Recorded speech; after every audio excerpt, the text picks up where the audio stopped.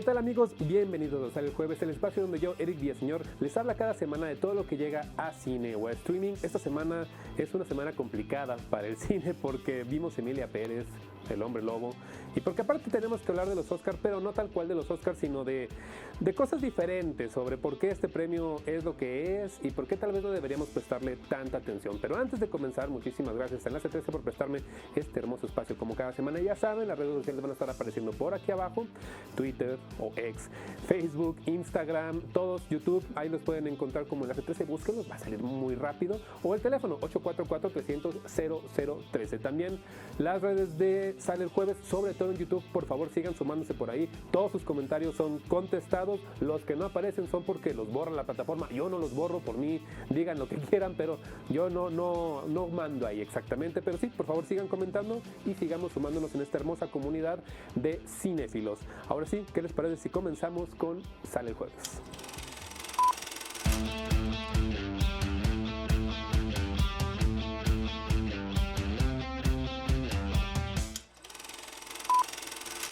Y como ya dijimos al principio, vamos a hablar de los Oscar, pero no necesariamente de las nominaciones de este 2025, ni de cuáles son las más nominadas, cuál tiene más ahí llegue, etcétera. No, vamos a hablar sobre todo de por qué estos premios cada vez han venido a menos. No vamos a hablar de la inclusión, del tema woke, que esa cosa yo no la creo. Decir woke ahora es como decir que es del diablo, exactamente lo mismo que hacían antes. No es por ahí. Vamos a hablar de el cine. Estos premios fueron instaurados en 1929. Fue la primera vez que se entregaron. La Academia de Artes y Ciencias Cinematográficas de Estados Unidos fue instaurada el 11 de mayo de 1927, o sea, 2 años antes. El objetivo era que las películas norteamericanas, sobre todo, fueran premiadas y galardonadas año con año. Obviamente esto era una maquinaria para que el séptimo arte, sobre todo el estadounidense, tuviera muchísimo más alcance. ¿Por qué? Porque también ya estaba empezando a haber ahí algunos festivales de cine, algunos otros premios, y pues sí, probablemente sí al principio el objetivo era muchísimo más comercial de lo que pensamos en este momento, pero no, creo que ha sido siempre el mismo objetivo. No es tal cual que esté mal, está bien, pero también hay que entender que estos premios no necesariamente son una brújula de lo que está bien o de lo que está mal dentro del cine. No nominan a todo, no toman en cuenta todas las películas, no está todo el cine, no tomemos a los Oscar como la gran brújula para saber qué es lo que sí debemos ver y qué no. Aparte, los Oscar han tenido muchísimas polémicas que han demostrado que en los últimos años, sobre todo, bueno, a partir de los 90 para acá, todo se trata muchísimo más de una maquinaria para premiar películas populares antes que películas con un gran valor para el séptimo arte, que es un arte tal cual. Vamos a dar una pequeña referencia de lo que ha pasado. Por ejemplo, en 1999, Harvey Weinstein, el infame Harvey Weinstein, premió, o hizo más bien que premiaran a Shakespeare in Love cuando estaba compitiendo con Salvando al Soldado Ryan. ¿Qué pasó? Harvey Weinstein hizo una campaña enorme para que todos los votantes de la academia votaran tal cual por esta película e ignoraran la otra, y adivinen qué, se llevó el galardón a mejor película. Esto dio el parteaguas para entender que valía muchísimo más la campaña mediática que hubiera detrás de una película que en verdad su valor. Aunado a esto, los votantes de la academia, que en este tiempo se calculan más o menos que son como 10,000, no ven todas las películas, y aparte no todos tienen como mucho trabajo dentro del cine. Se supone que sí deberían, porque para incluirse hay 3 formas de entrar. Puedes entrar por invitación de alguien más que te apadrine, por tu trabajo dentro del cine, o al ser nominado. Al ser nominado casi estás ya del otro lado para que puedas ser parte de la academia. No está tal cual mal, porque se supondría que los dividen para que cada uno, si entra un cinefotógrafo, para que vote por fotografía, si entra un músico, para que vote por música, pero todos votan por mejor película. Ahí es donde tal vez empieza a distorsionar un poco la cosa. ¿Por qué? Porque cuando ganó La La Land, creo que fue por ahí del 2017, ganó La La Land a ciertas cosas pero otras no, y también fue la polémica cuando le quitaron el premio Mejor Película y ganó Moonlight. Cuando fue esta premiación, muchos de los votantes dijeron que ni siquiera vieron las demás películas y que votaron por La La Land solamente porque pensaron que la academia la quería mucho y que era la más favorita. ¿Qué nos demuestra esto? Lo mismo. Este es un premio que en realidad es un concurso de popularidad. ¿Se recuerdan los concursos de reina o rey en su escuela cuando estaban en secundaria o preparatoria? Pues básicamente es lo mismo, tal vez con un poquito más de valor al entrar con algo artístico, pero sigue siendo lo mismo. La conclusión a la que quiero llegar es que no necesariamente tenemos que ignorar del todo a los Oscar, decir que son el peor premio, pero hay muchísimos premios más, muchísimos festivales más, Sundance, Cannes, etcétera, los BAFTA, los Goya, hay más premios. No nos centremos en esta visión tan americana o norteamericana en pensar que solamente los premios Oscar son los que dan el valor a las películas. Sí, es la industria más grande y tal vez ni tanto. Bollywood es muchísimo más grande que Hollywood. Pero bueno, vamos a intentar abrir nuestro panorama, ver otro tipo de cine, muchas cosas que son con mucho valor año con año, se los juro, que ni siquiera llegan a estos premios. Mi recomendación es que si quieren ver los premios por divertirse, si quieren ver los Oscars nada más y por ver la alfombra roja, ver quién gana, quejarse tal vez, háganlo. Pero si en verdad amas el cine, creo que podría separarte muchísimo más de los Oscars, dejarlos pasar de largo, que ellos hagan lo que quieran y concentrarte en lo que en verdad es el cine, que el cine es arte. Si es una industria, claro que tiene que vender, claro que necesita dinero, pero al final es arte y deberíamos tratarlo como arte. Este año mi protesta es esa, no voy a ver los Oscar, no los voy a cubrir mucho por acá, tal vez hablemos de uno que otro ganador, pero como ya se dieron cuenta, ni siquiera hemos dicho los nominados, aunque hablaremos de algunos y cuando estén nominados, claro que lo diremos, pero esa es mi propuesta. Vamos a intentar pasar un poco de largo y probablemente, ¿por qué no? Vamos a voltear a ver a los BAFTA, que también tal vez tengan algunas nominaciones injustas. Vamos a voltear a ver a los Goya, que también lo van a hacer, pero por lo menos vamos a intentar vernos un poco más de cine internacional y no sentarnos tanto en Estados Unidos. Después de este regaño, que no fue regaño, vamos a una pequeña pausa y regresamos para platicar de dos películas, pues no tan interesantes, pero películas al fin.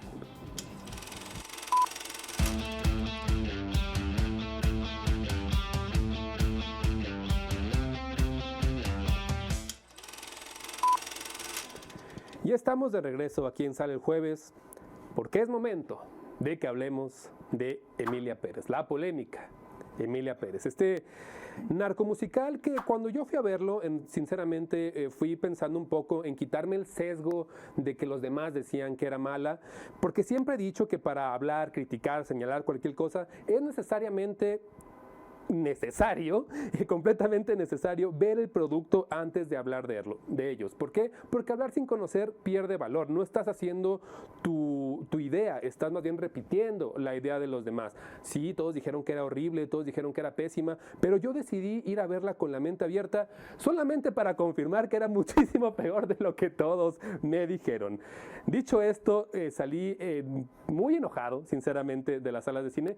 Aparte de que sí, los premios a los que están nominada y todo, ahorita los vamos a ir a desglosar poco a poco, pero lo primero que quisiera decir es que el cine sí es arte y tiene que tener ciertos mensajes. ¿Existen películas polémicas? Claro que siempre va a haber películas polémicas y está bien que el cine intente trastocar, sobre todo, muchas fronteras que no todas las artes se atreven. ¿Por qué? Porque aquí estamos combinando todas, por eso es el séptimo arte. Se juntan muchas artes y hacen una obra que puede señalar muchas cosas. Dirigida por el francés Jacques Audiard, de quien aparte para ver esta película me di a la tarea de ver dos cintas de él, una que se llama El Profeta y París Distrito 13. Sobre todo París Distrito 13, que fue su película anterior a Emilia Pérez, creo que está bien, es una película de un contexto francés, muy francés, que no es tal cual un error lo que está generando por ahí, pero que aquí con Emilia Pérez sí cae muchísimo. Nada más por mencionar, Emilia Pérez fue ganadora del premio del jurado en Cannes, ganadora a la mejor película en los premios del cine europeo, ganadora a mejor comedia musical en los Globos de Oro y están nominados en los BAFTA, en los Oscar, en un montón de cosas. Y con tantos galardones y con tantas nominaciones, uno pensaría o se sentiría raro al ver la película y que no del todo te llene el ojo. También hay que recordar eso. Una cosa es que algo nos guste y otra cosa es que esté bien hecho. Puede gustarme algo que está mal hecho, Sí, puede no gustarme algo que está bien hecho, sí, es completamente válido. Pero aquí vamos a analizar las cosas como cine o como obra y como alguien que ha estudiado sobre cine, no como cualquier persona que la vio, que está bien, también se puede criticar por ahí, pero vamos a intentar hacerlo de otra forma. Antes de entrar, también nada más quisiera decir que esto no es Los Olvidados de Luis Buñuel, esto no es Sicario de Denis Villeneuve, esto es un insulto a el cine un poco y tal vez más a México. Vamos a intentar también dejar esa parte nacionalista de lado porque no estoy muy de acuerdo, pero sí es un poco un insulto. Ahora sí, vamos con una sinopsis. Cuando Rita, una abogada inconforme con su vida, recibe una propuesta de Manitas, un narcotraficante mexicano que busca transicionar de hombre a mujer, comenzará a colaborar con ella para cumplir su cometido. Luego del cambio, el criminal se convierte en Emilia Pérez, una mujer que buscará cambiar su pasado, pero los problemas con su ex esposa desatarán el caos. Esta sinopsis me costó trabajo escribirla porque el primer problema y el más grande problema de esta cinta es que el guión no habla de nada. Habla de todo y de nada a la vez. La cinta está basada o tomó el personaje de Emilia Pérez de un libro de Boris Ranson que se llama Ecot, un libro francés. El personaje es muy chiquito dentro de la novela, según lo que investigué, y creo que a Jacques Audiard no se le ocurrió pensar que si el personaje era chico dentro de la novela es porque no había para qué expandirlo. Si el autor lo hizo así es por algo, pero no, él fue necio y dijo, no, yo lo voy a expandir porque me parece muy interesante lo que está haciendo. Como ya dijimos, el peor problema del guión es que habla de muchas cosas y de nada a la vez.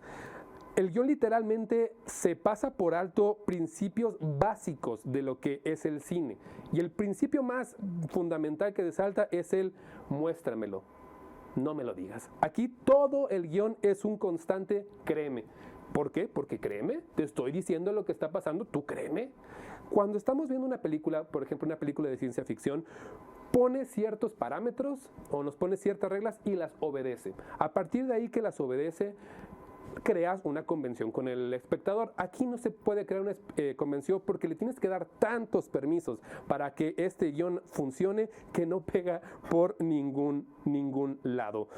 Lamentablemente, aparte de las propuestas que tiene, no las respeta y va saltando de problema en problema sin casarse con uno. Esto es como si tu primito llegara un día a contarte qué hizo en la escuela y empieza a hablar de que se pegó en la sala de juegos y que luego su mamá llegó por él y que se comió un sándwich en la salida y que luego llegó a su casa. No hablas de nada, pero al mismo tiempo te contó su día. Eso es esta historia. Los arcos de los personajes también son un caos, y sobre todo el de Emilia Pérez, con la sinopsis que ya dijimos, porque su arco de redención es sumamente superfluo, es insultante cuando estamos hablando de que quiere cambiar a ser una buena persona conforme una transformación ahí rara del personaje que agarra el hecho de que empieza ella a buscar personas desaparecidas. O sea, habla de ese contexto mexicano y es sumamente ofensivo cuando estás en México. Probablemente si lo ven en otras latitudes digan, así es México, pero para las personas que lo vivimos, y a mí nunca me han desaparecido nadie, afortunadamente, me pareció sumamente insultante. Creo que no hicieron la tarea de investigar exactamente lo que es México. Y no creo, estoy seguro, ¿es necesario investigarlo? Sí, sobre todo si te vas a basar en una historia dentro de un país que no es el tuyo. Justificar con que todo es ficción, como ya lo dijo el director y como lo han dicho las personas que trabajan aquí, creo que no está bien. Y no está bien porque es como si quisiéramos justificar el blackface cuando había personas de tez blanca que se maquillaban de negro para personificar a personas afrodescendientes en el cine de los 50, 60. Es como si quisiéramos justificar eso. No se puede justificar por ningún lado. Todo esto es lo que tiene este guión como falla. Además de que la traducción de las canciones y las letras de toda la música, porque ya dijimos, es un musical, están mal hechas, no pega, no tiene como ninguna similitud con lo que podríamos hablar en el español con una canción, y que aparte se dice mucho que estuvo ahí traducida por inteligencia artificial, lo cual, bueno, la inteligencia artificial ahorita es una herramienta que si yo les contara a las personas que conozco que han hecho una carrera conforme a inteligencia artificial, se sorprenderían, pero creo que no es tal cual un error, puede ser usado como una herramienta, la cual aquí no funciona del todo. Con esto dicho del guión, vámonos a las actuaciones, porque creo que es el segundo apartado que también falla garrafalmente. Carla Sofía Gascón como Emilia Pérez, Zoe Saldaña como Rita, Selena Gómez como la esposa de Manitas y después de Emilia Pérez, que aproximadamente el tiempo que sale en pantalla Selena Gómez es corto, pero con ese tiempo tan corto es sumamente deplorable lo que hace con su habla del español. Hay que darle, maldita Emilia Pérez, me hiciste darle la razón a Eugenio Derbez. Sí, se escucha muy mal, lo que dije Eugenio Derbez es cierto, se escucha muy mal cómo habla. Y los textos y todo lo que está hecho dentro de la cinta, por cómo lo repiten los actores o las actrices, es sumamente deplorable. Parece una novela que no tiene dimensiones, que ni siquiera hay química dentro de cómo están hablando y que afortunadamente yo vi esta película con subtítulos, porque si no lo hubiera visto con subtítulos no hubiera entendido nada de lo que decían algunos personajes, salvo Scarlett Sofía Gascón, Emilia Pérez, pues ella es española, trabajó mucho tiempo en México. Por ella está bien su papel, pero creo que por como está escrito esto no funciona por ninguna parte. Algo que sí quiero decir es que si hay tal vez algunos actrices o actores mexicanos trabajando por aquí, sobre todo, a Adriana Paz, ella sí es mexicana y ella es la que la hace de la pareja de Emilia Pérez en una parte de la cinta. Solamente quería comentar esto porque también creo que no está bien señalar del todo de que es que no está grabada en México y no hay ningún mexicano aquí. Sí hubo gente mexicana involucrada, lo cual creo que es peor, porque sorprende más en que ni siquiera ellos han levantado la mano para decir, oye Jakes, como que la estás regando, así no es México. Pero es para mí algo que sí se tiene que decir, que sí hay gente mexicana, pero es un error muchísimo más grande. Con eso nos vamos a la dirección. Ya dijimos, Jakes, todo bien con lo que hace, me refiero a la forma, o sea, se ve bien, es una dirección normal, costó $22 millones según lo que estuve investigando, pero no me parece tampoco una cinta transgresora, ni atrevida, ni nada por ahí. No hizo la tarea, eso hay que decirlo, no hizo la tarea de investigar qué es lo que está pasando. Es una película para impresionables. ¿Por qué? Porque sí tiene buenas tomas en algunas cosas, pero si has visto más cine, no es nada que te sorprenda, sinceramente. Pero si no, probablemente sí te vas a quedar como que, wow, es que esto es magnífico. No lo es. Tampoco su dirección es tan grande. Sinceramente, yo reconocería muchísimo más su trabajo anterior que esto. Con esto nos vamos a la fotografía de Paul Gauguin, o Gauheim, está raro el nombre, que él trabajó anteriormente con este director.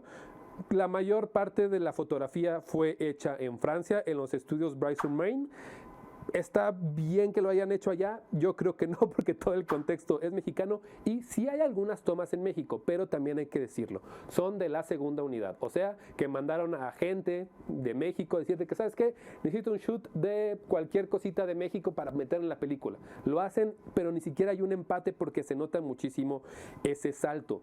Está bien a seca, hay coreografías que están bien fotografiadas, es lo único que tal vez podríamos poner como rescatable, pero de ahí en fuera no hay más, es lo típico en la fotografía de, pues estamos en México, pues pone una virgencita, dos es más en una pared y empieza la película con unos mariachis, porque pues es México, mariachis. Ven lo que les digo, es todo un cliché tras cliché tras cliché. Como es un musical, tenemos que hablar de la música rápidamente, de Clement Ducaux y Camille, que sinceramente parece que agarraron GarageBand, lo abrieron, le pusieron play a una pista de cualquier cosa e hicieron la música, y sobre eso pusieron letras que ni siquiera ellos entienden. La música, tal vez una canción es muy pegajosa, pero todo lo demás es horrible. En serio, creo que hasta yo cuando tenía 12 años hacía mejores canciones en música que esto. Y además hay que mencionar que las voces no ayudan.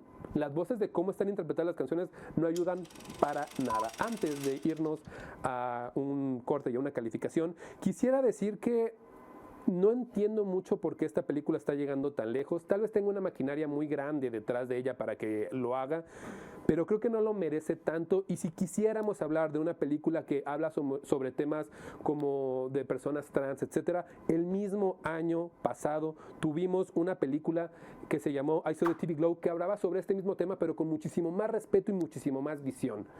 No entiendo por qué esta película ni siquiera llegó a estar nominada. Y como última cosita, qué casualidad que esta cinta, Emilia Pérez, llega a México y se estrena en México al último, cuando es el país en el que se basa la historia. Porque sabían perfectamente que cuando llegara aquí la íbamos a destruir, porque no hay manera de que podamos hablar bien de Emilia Pérez. Para mí, esto es un 4.5 en mi calificación. Creo que es la calificación más baja que le he dado. Si en verdad quieren criticarla, véanla o esperen a que llegue a plataformas para verla, que eventualmente tendrá que llegar, obviamente, pero creo que no funciona por ningún lado. Es aberrante en ciertas partes. No me gustaría decirlo así, me gustaría recalcar más cosas buenas, pero lo técnico pues tiene que estar bien. Es una película de $22 millones, obviamente tiene que estar bien. Para mí es un 4.5. Si tienen la oportunidad de no perder el tiempo, mejor no lo hagan y quédense tal vez con algunas reseñas, a menos de que le quieran entrar a hablar ya en forma y fondo de la cinta, pues sí, véanla. Ahora sí, vámonos a un pequeño corte y regresamos ahorita Sale el Jueves para hablar de otra película.